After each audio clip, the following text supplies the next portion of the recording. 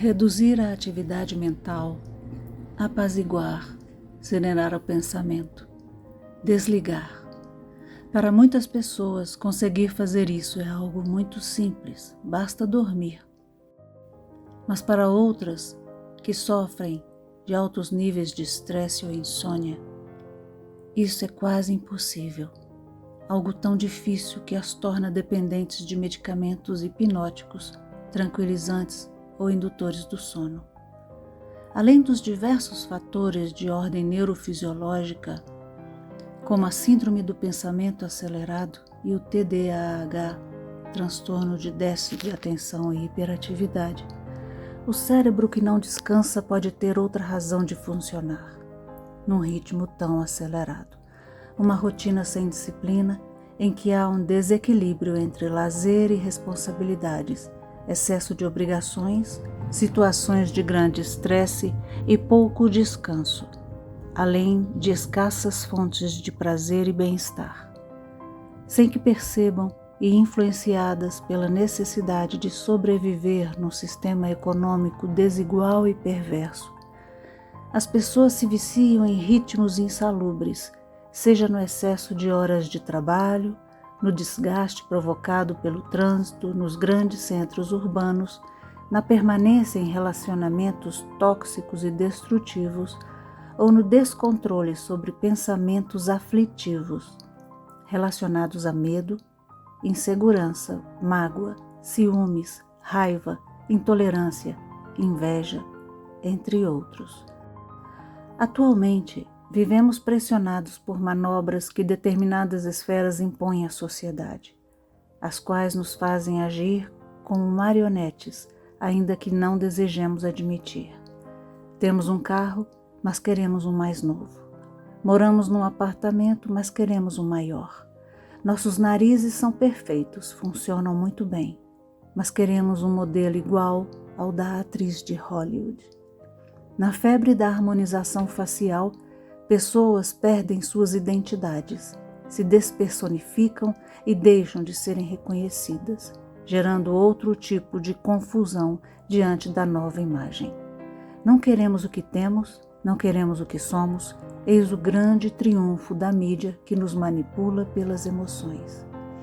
O mal-estar produzido por uma mente fortemente influenciada pelas emoções manipuladas repercute no corpo e em todos os âmbitos da vida. Nessas condições, a mente não descansa e, uma vez cronicamente cansada, enfraquece, tem prejudicadas a sua percepção da realidade, sua capacidade de memorizar novas informações e de se abrir a novas possibilidades. Uma mente cansada não aprende, não discerne, não funciona bem. Desse modo, a saúde e a produtividade da pessoa caem e sua vida afetiva, social e profissional sofrem as mais diversas consequências. O alcoolismo, o abuso de substâncias ilícitas e as compulsões alimentares fazem parte de um tipo de recurso no qual muitos se refugiam. Anestesiam os próprios sentidos para não entrarem em contato com os motivos das preocupações, da dor da solidão, da carência, da perda, e tentam compensar o desprazer da rotina, da falta de motivação. Não precisamos enumerar aqui as consequências psicológicas, biológicas, sociais, econômicas oriundas de tais vícios. A relação entre o suicídio e o alto nível de estresse é um fato incontestável. As pessoas vão gradativamente se deixando levar pela rotina sufocante, descuidadas da saúde, da alimentação e do necessário descanso.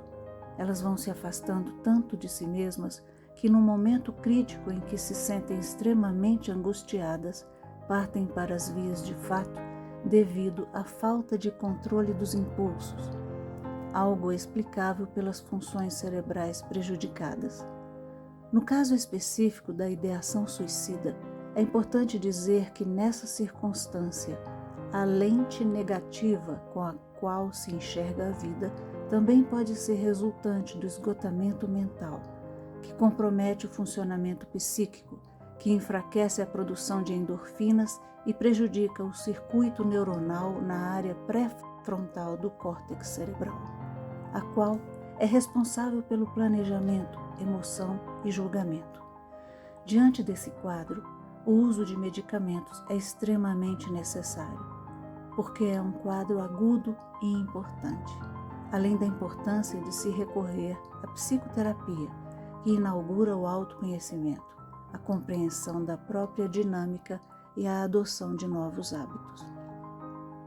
Apesar de tudo isso, podemos nos valer de muitos recursos para evitar adoecermos, como o cultivo da espiritualidade. Longe de querer fazer apologia a alguma crença religiosa ou filosófica, minha intenção é mostrar o benefício gerado pela fé no exercício da oração, na reflexão e na meditação. Há inúmeros estudos científicos que comprovam o poder da fé. Grupos de controle foram criados para observar o efeito da oração e da meditação, enquanto outros grupos seguiam sem praticar nenhuma dessas atividades. Aqueles que tinham essas práticas regulares tinham mais confiança na vida e crença na cura, o que estimulava a atuação dos hormônios do bem-estar, melhora da imunidade, que favoreciam a adesão aos tratamentos, gerando mais rapidez na recuperação da saúde. A meditação é uma prática milenar oriental usada para a mobilização do pensamento por meio da vontade focada e tem objetivos como o autoapaziguamento, o encontro com o eu divino, a harmonização e a transcendência. Ela pode variar em métodos desde a escolha de um momento do dia e local específico para esse fim, até uma técnica breve, que pode ser usada várias vezes por dia, onde quer que estejamos, por pouquíssimos minutos. Se por acaso, por questões religiosas, você não tiver interesse pela meditação, considere a ação como simplesmente reduzir ao máximo a atividade cerebral, focando no aqui e no agora, focando em tema bonito, agradável, para acalmar a mente por alguns minutos. É importante lembrar que treinar a mente para funcionar de um modo diferente de como sempre funcionou não é uma tarefa fácil ou rápida de cumprir, fato que leva muitas pessoas a desistirem precocemente da experiência.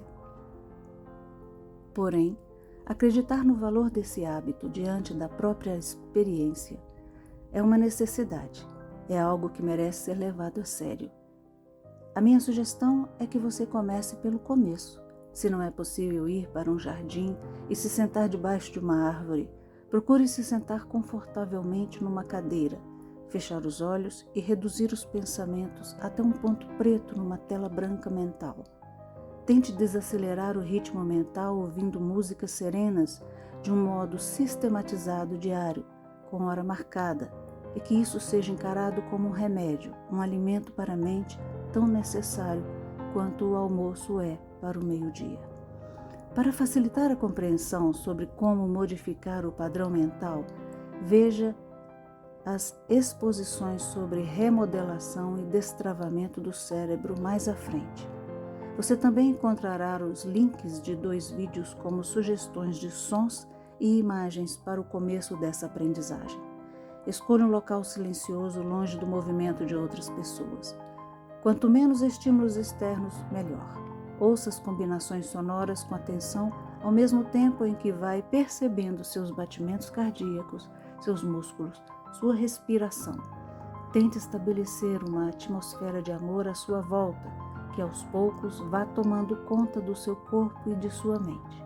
Se achar difícil serenar os pensamentos, direcione-os. Observe a transição das imagens, deixando-se levar por elas. Depois feche os olhos e se deixe levar por visualizações mentais de lugares calmos e paradisíacos. Se é uma praia, imagine-se caminhando por ela. Sinta a areia se movimentando debaixo dos seus pés. Sinta o vento, o barulho das ondas. Sinta a leveza.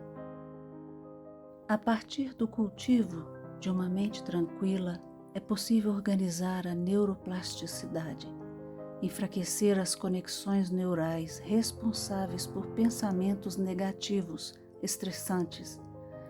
e assim criar e fortalecer novas conexões neuronais, as conexões do pensamento positivo, equilibrado e saudável.